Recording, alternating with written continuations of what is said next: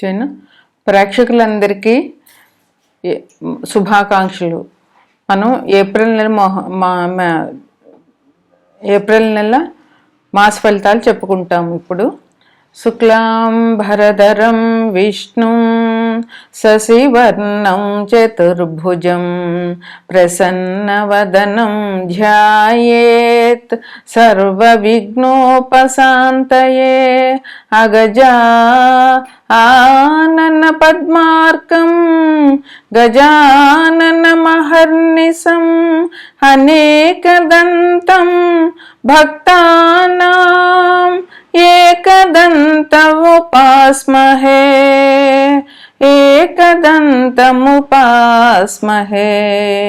ఓం శ్రీ మాత్రే నమః. ఓం శ్రీ గురుభ్యో నమః. మనం ఏప్రిల్ నెల మాస ఫలితాలు చెప్పుకుంటున్నాము. ఏప్రిల్ మాస ఫలితాలు చెప్పుకునేటప్పుడు ముందుగా 12 రాసులకి ఈ మాసంలో ఎటువంటి గ్రహచార ఫలితాలు ఉంటాయి, అది మంచివా చెడ్డవా అన్నది మనం గోచారం చూసుకుని చెప్పుకుంటాము. అది ముందుగా 12 రాసుల్లో ముఖ్యమైనది. తదుపరి రాశి కర్కాటక రాశి. కర్కాటక రాశికి అధిపతి చంద్రుడు. కర్కాటకంలో పునర్వసు 4వ పాదం, పుష్యమి 4 పాదాలు, అంటే 1, 2, 3, 4 పాదాలు, ఆశ్లేష 4 పాదాలు ఉంటాయి. అయితే ఈ రాశికి అధిపతి చంద్రుడు. కర్కాటక రాశిని లగ్నంగా చేసుకుంటే గ్రహాలు ఎలా ఉన్నాయి అని అంటే కనుక 2వ ఇంట్లో, అంటే సింహంలో కేతు ఉన్నాడు, రాహువు బుధుడు కుజుడు కుంభంలో ఉన్నారు, మేనంలో శని రవులు ఉన్నారు, వృషభంలో శుక్రుడు ఉన్నాడు, వ్యయంలో గురువు ఉన్నారు. కర్కాటక రాశికి అంటే మిథునంలో గురువు ఉన్నారనమాట. అయితే ఇది ఎలా ఉంటుందంటే మీకు చాలా అనుకూలంగా ఉంటుంది. ఈ మాసం ఎటువంటి ఇబ్బందులు ఉండవు, చాలా బాగుంటుంది. అయితే ఈ గ్రహాలు కూడా మళ్ళీ మారుతాయి. అంటే అన్ని గ్రహాలు మారకపోయినా రవి ప్రతి నెల 14, 15, 16 తారీఖుల్లో ఒక రాశి నుంచి ఇంకో రాశికి మారుతారు. అది ఇప్పుడు ఆయన రవి ఎక్కడున్నారు? మేనంలో ఉన్నారు. ఆయన 15వ తారీఖున మేనంలోంచి మేషంలోనికి వస్తారు. అలాగే బుధుడు 11వ తారీఖున కుంభంలోంచి మేనంలోనికి వస్తారు. కుజుడు కుంభంలో ఉన్న కుజుడు మేనంలోనికి వస్తాడు ఎప్పుడు? 3వ తారీఖున. 20వ తారీఖున ఏప్రిల్ 20వ తారీఖున శుక్రుడు వృషభంలోనికి వస్తారు మేషంలోంచి. ఇది గ్రహాలు చలనం కూడా అన్నమాట. ఇంకా మీకు వ్యయంలో గురువు ఉన్నాడు. వ్యయం అంటే ఖర్చు. గురువు వ్యయంలో ఉన్నాడు అంటే గురువుకు సంబంధించిన ఖర్చులు అంటే ఏంటి? దాన ధర్మాలు చేయడము, లేదా దేవాలయాలకి డొనేషన్లు ఇవ్వడము, లేదా ఎవరైనా మత పెద్దల్ని గౌరవించుకోవడము, పుణ్యక్షేత్రాలకు వెళ్ళడము, శుభకార్యాలు చేయడము, ఇట్లాంటివన్నీ, గురువులను గౌరవించుకోవడము, ఇట్లాంటివన్నీ మంచి వ్యయాలు. ఇది వ్యయమే అయినా కూడా ఇది మంచి వ్యయం. అందువల్ల మీకు దీనివల్ల వ్యయం అయిపోతుందని బాధపడకండి, మీకు చాలా మంచి జరుగుతుంది దీనివల్ల. అందువల్ల అష్టమంలో రాహు ఉండడం మూలంగా మీకు కొంచెం కెరీర్కి సంబంధించినటువంటి ఇవి ఉంటుంది, ఆరోగ్యం బాగుంటుంది. కెరీర్కి సంబంధించినటువంటి ఇబ్బందులు ఉండొచ్చు, లేదా ఆ రాహు బాగుంటే కనుక మీకు మంచి కూడా జరగవచ్చు. అందువల్ల ఈ రాహు వల్ల మీకు ఇబ్బంది, గ్రహం బాగోలేక మీకు ఇది చేస్తుంటే జన్మజాతకంలో గ్రహం బట్టి మీకు ఫలితాలు వస్తాయన్నమాట.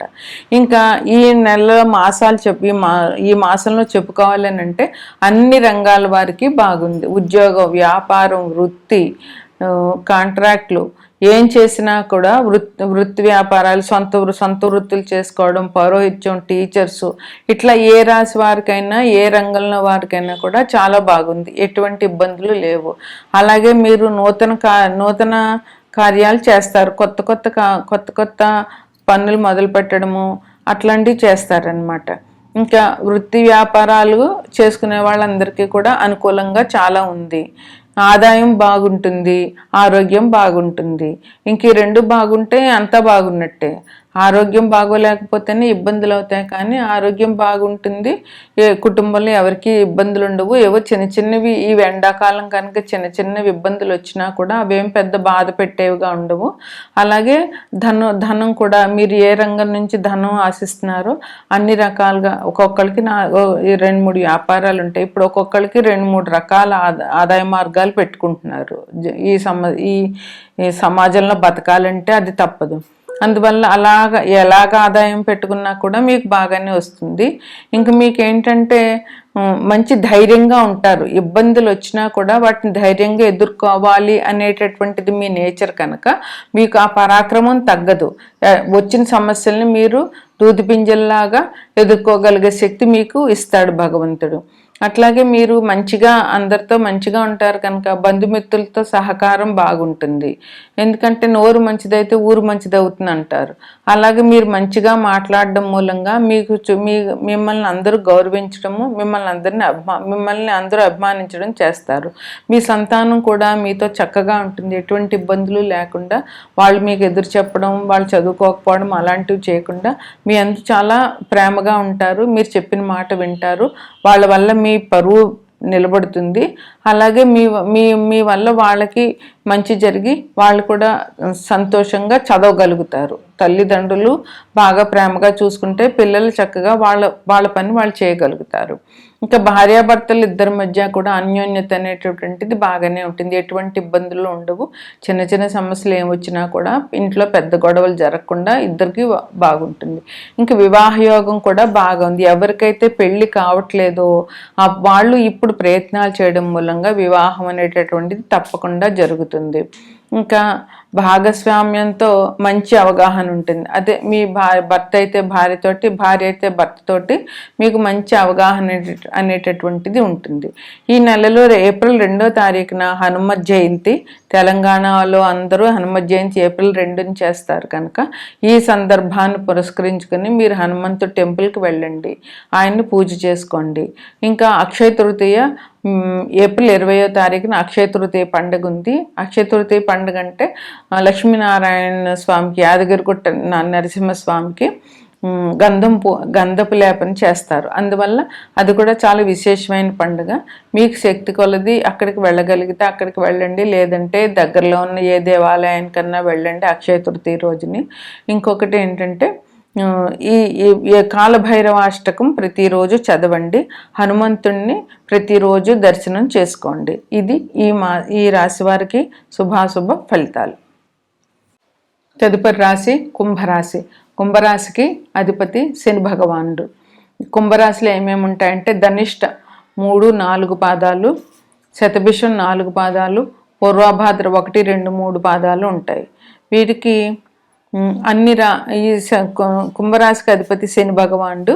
ఆయన ఎక్కడున్నారంటే కుంభరాశికి 2వ ఇంట్లో, అంటే మీనరాశిలో శని రవులు కలిసి ఉన్నారు.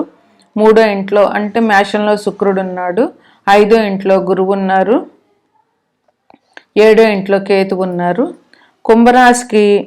కుంభరాశిలోనే లగ్నంలోనే రాహువు, బుధుడు, కుజుడు ఉన్నారు. అంటే లగ్నంలో ఎన్ని పాపగ్రహాలు ఉన్నాయి? బుధుడు పాపులకు పాపు, మంచి వాళ్ళకి మంచిను. ఇంక రాహువు, కుజుడు ఇక్కడే ఉన్నారు. అయితే ఈ గ్రహాలు కూడా ఇక్కడే ఉండవు. ఇప్పుడు 15వ తారీఖున ఏప్రిల్ 15వ తారీఖున రవి మీనరాశి నుంచి మేషరాశికి మారిపోతారు. అది మేష సంక్రమణ అంటారనమాట. అలాగే ఏప్రిల్ 11న బుధుడు మేషరాశిలో నుంచి కుంభంలో నుంచి మీనంలోనికి వెళ్ళిపోతారు.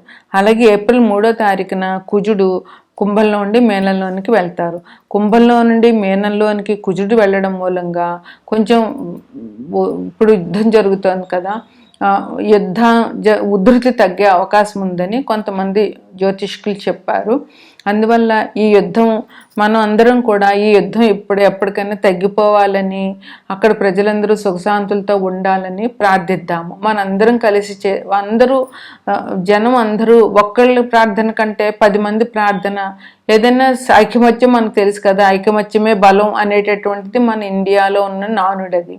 అట్లాగే ఐకమత్యంగా మన అందరం కలిపి ఒకే కోరిక, అది కూడా మన గురించి కోరుకోవటం లేదు, అక్కడ ప్రజలందరూ సుఖంగా ఉండాలి, వేరే వారి గురించి మనం కోరుకుంటున్నాం కనుక మనం మన కోరికలు తీర్చినా తీర్చకపోయినా భగవంతుడు వేరే వాళ్ళ సౌఖ్యం మనం కోరుకుంటే కనుక ఆ మన సహృదయతకి మంచితనానికి దేవుడు కరిగిపోయి ఆ కోరిక తీరుస్తాడు.